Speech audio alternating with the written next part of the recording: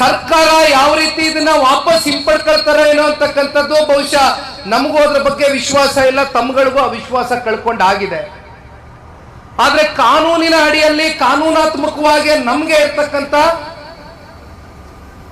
ಸಂವಿಧಾನದ ಅಡಿಯಲ್ಲಿ ನಮ್ಗಿರ್ತಕ್ಕಂಥ ಒಂದು ಹೋರಾಟದ ಕಿಚ್ಚನ್ನ ದಯವಿಟ್ಟು ನಾವು ಯಾರು ಕೂಡ ಬಿಟ್ಕೊಡ್ತಕ್ಕಂಥದ್ದು ಬೇಡ. ಕಾರಣ ಈಗಾಗಲೇ ಎಲ್ಲ ಕಡೆ ಒಂದು ಮಾತನ್ನು ಹೇಳ್ಕೊಂಡು ಬರ್ತಾ ಇದ್ದಾರೆ.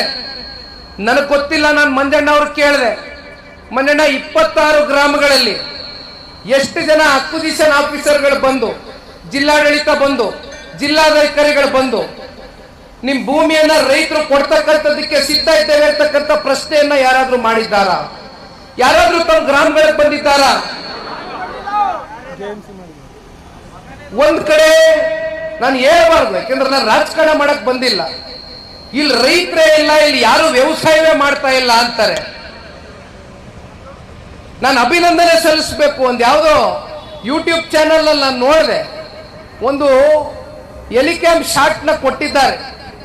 ಒಂದು ಮೇಲ್ಗಡೆಯಿಂದ ಕ್ಯಾಮ್ರಾ ಬಿಟ್ಟು ಸಂಪೂರ್ಣವಾಗಿ 9600 ಎಕರೆ ಯಾವ ಒಂದು ಹಸಿರು ಕ್ರಾಂತಿಯನ್ನ ಕಾಣಲಿಕ್ಕೆ ಸಾಧ್ಯ ಆಗ್ತಾ ಇದೆ. ಅದು ತೆಂಗಿರ್ಬೋದು, ಮಾವಿರ್ಬೋದು, ರೇಷ್ಮೆ ಇರ್ಬೋದು, ತರಕಾರಿ ಬೆಳೀತಕ್ಕಂಥದ್ದು ಇರ್ಬೋದು, ಹಣ್ಣು ಹಂಪಲು ಹೂ ಬೆಳೀತಕ್ಕಂಥದ್ದು ಇರ್ಬೋದು.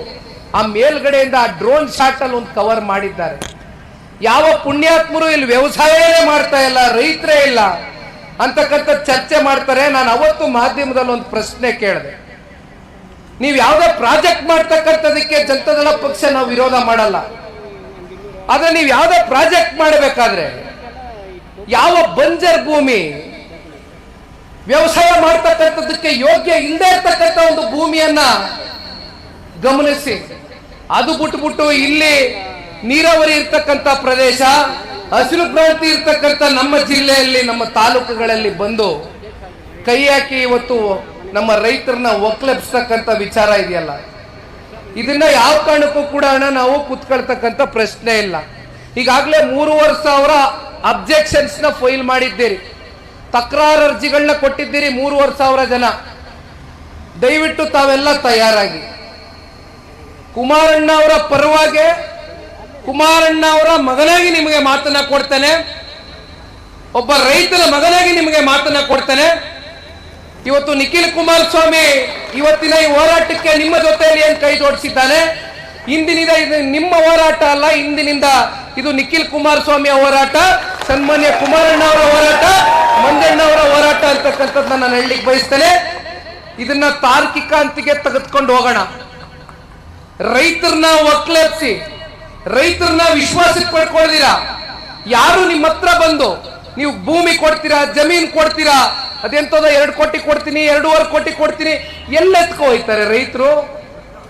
ನೀವು 2.5 ಕೋಟಿ ರೂಪಾಯಿ ದುಡ್ಡನ್ನ ಎಕರೆಗೆ, ಆಯ್ತಪ್ಪ, ಎಕರೆ 2 ಎಕರೆ 5 ಎಕರೆ 10 ಎಕರೆ ಇರ್ತಕ್ಕಂಥ ರೈತರು ಎಷ್ಟು ಜನ ಇದಾರಣ್ಣ?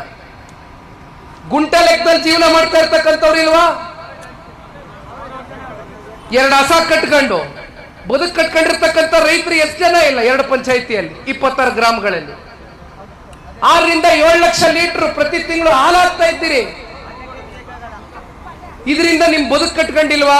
ನಿಮ್ ಮಕ್ಕಳು ವಿದ್ಯಾಭ್ಯಾಸಕ್ಕಿರ್ಬೋದು, ನಿಮ್ಗೆ ಆರೋಗ್ಯ ಸಮಸ್ಯೆ ಆದಂತ ಸಂದರ್ಭದಲ್ಲಿ ಇರ್ಬೋದು, ಈ ಹಣ ನಿಮ್ಗೆ ಉಪಯೋಗಕ್ಕೆ ಬರ್ತಾ ಇಲ್ವಾ? ಅಂತ ಸಣ್ಣ ರೈತರ ಒಂದು ಸಮಸ್ಯೆಯನ್ನು ಆಲಿಸ್ತಕ್ಕಂಥದ್ದಕ್ಕೆ ಇಲ್ಲಿರ್ತಕ್ಕಂಥ ಜನಪ್ರತಿನಿಧಿಗಳಿಗೆ ಸಮಯ ಇಲ್ಲ. ಇವತ್ತು ಇಲ್ಲೆಲ್ಲೋ ಕುರ್ಚಿ ಗದ್ದಲ ನಡೀತಾ ಇದೆ ಡೆಲ್ಲಿನಲ್ಲಿ, ಕುರ್ಚಿನೇ ಮುಖ್ಯ ಅವ್ರಿಗೆ. ಈ ಕೊಟ್ಟಿರ್ತಕ್ಕಂಥ ಕುರ್ಚಿನೂ ಕೂಡ ನಿಮ್ಮೆಲ್ಲರ ಭಿಕ್ಷೆ ಅಂತಕ್ಕಂಥದ್ದು ಬಹುಶಃ ಬಹುಜನರಿಗೆ ಗೊತ್ತಿಲ್ಲ.